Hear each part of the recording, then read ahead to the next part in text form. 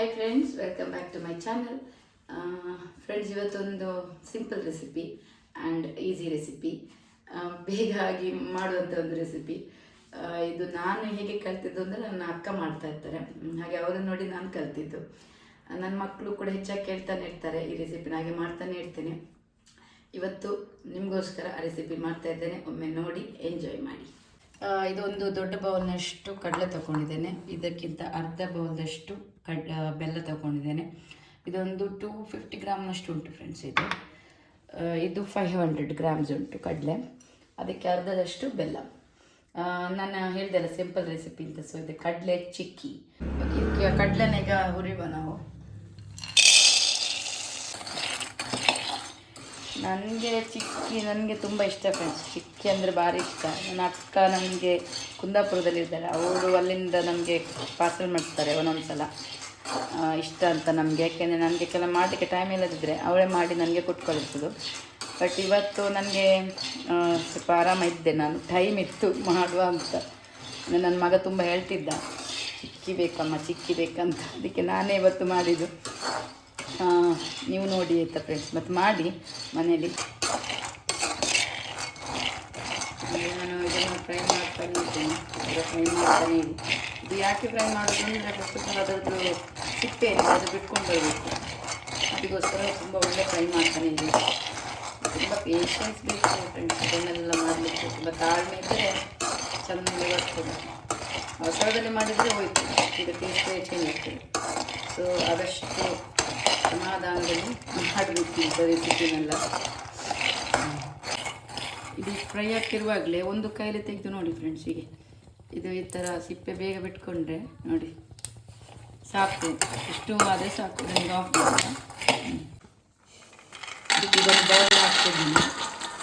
ಇದು ನಮಗೀಗ ಸಿಪ್ಪೆ ತೆಗಿಬೇಕಾದ್ರೆ ಇದಿಷ್ಟೀಗ ನಾನು ಮಾಡಿದ್ದೇನೆ ನೋಡಿ, ಈಸಿಯಲ್ಲಿ ಕೈಲಿ ಹೀಗೆ ತೆಗೆದ್ರೆ ಈಸಿಯಲ್ಲಿ ಬರುವಷ್ಟು ಈ ಥರ ಮಾಡಿದರೆ ಈಸಿ ಆಗ್ತದೆ. ಹಾಗೆ ನಾನೆಲ್ಲ ತೆಗಿತೇನೆ. ಸ್ವಲ್ಪ ನೀರು ಹಾಕ್ಕೊಂಡಿದ್ದೇನೆ ಫ್ರೆಂಡ್ಸ್, ಇದು ಪಾಕ ಬರಬೇಕು. ಇದು ಪಾಕ ಯಾವ ರೀತಿ ಬರಬೇಕು ಅಂದರೆ ತುಂಬ ಪಾಕ ಬರಬೇಕು, ಅದು ನಾನು ಮತ್ತೆ ತೋರಿಸ್ತೇನೆ ನಿಮಗೆ. ಮತ್ತು ಇದನ್ನು ಸಣ್ಣ ಉರಿಲೆ, ಮಧ್ಯಮ ಉರಿಲೆ ನೀವು ಈ ಥರ ಮಾಡ್ತಾ ಇರಬೇಕು. ದೊಡ್ಡ ಫ್ಲೇಮ್ ಇಟ್ಟರೆ ಏನಾಗ್ತದೆ, ಅದು ಅಡಿ ಹಿಡಿತದೆ, ತಲೆ ಹಿಡಿತದೆ ಅಂತ ಹೇಳ್ತಾರಲ್ಲ, ಹಾಗೆ ಆದರೆ ಮತ್ತೆ ಚಿಕ್ಕಿ ಚಂದ ಒಳ್ಳೆದಾಗೋದಿಲ್ಲ. ಸೊ ಇಷ್ಟು ಆಗಲಿ, ಪಾಕ ಆದಮೇಲೆ ಮತ್ತೆ ತೋರಿಸ್ತೇನೆ. ಪಾಕ ಆಗ್ತಾ ಉಂಟು ನೋಡಿ, ಪಾಕ ಆದಷ್ಟು ಒಳ್ಳೆಯದು. ಚಿಕ್ಕಿ ತುಂಬ ಒಳ್ಳೆದಿರ್ತದೆ ಚಿಕ್ಕಿ.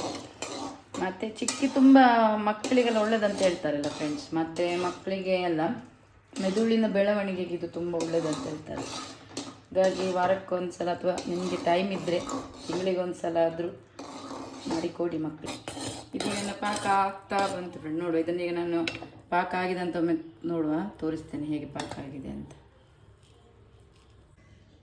ಈ ಥರ ಮಾಡುವಾಗ ತುಂಡಾಗಬಾರ್ದು ಪಾಕ.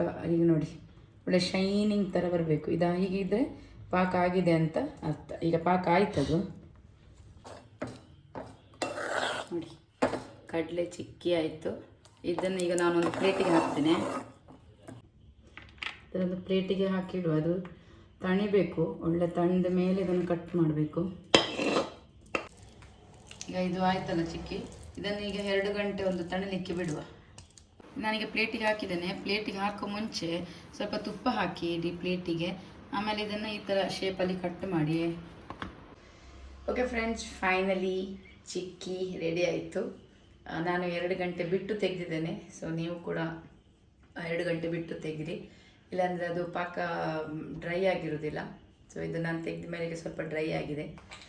ಸೊ ಇಲ್ಲಿಗೆ ಈ ವಿಡಿಯೋನ ಮುಗಿಸ್ತೇನೆ. ಯಾವಾಗಲೂ ಹೇಳೋ ಹಾಗೆ ರೆಸಿಪಿ ನಮ್ಮ ಮನೇಲಿ ಟ್ರೈ ಮಾಡಿ, ಹಾಗೆ ಕಾಮೆಂಟ್ ಮಾಡಿ, ಲೈಕ್ ಮಾಡಿ, ಶೇರ್ ಮಾಡಿ ಆ್ಯಂಡ್ ಸಬ್ಸ್ಕ್ರೈಬ್ ಮಾಡೋದನ್ನು ಮರಿಬೇಡಿ. ನೆಕ್ಸ್ಟ್ ವಿಡಿಯೋದಲ್ಲಿ ಮತ್ತೆ ಮುಂದೆ ಬರ್ತೇನೆ. ಅಲ್ಲಿವರೆಗೂ ಥ್ಯಾಂಕ್ ಯು, ಬಾಯ್.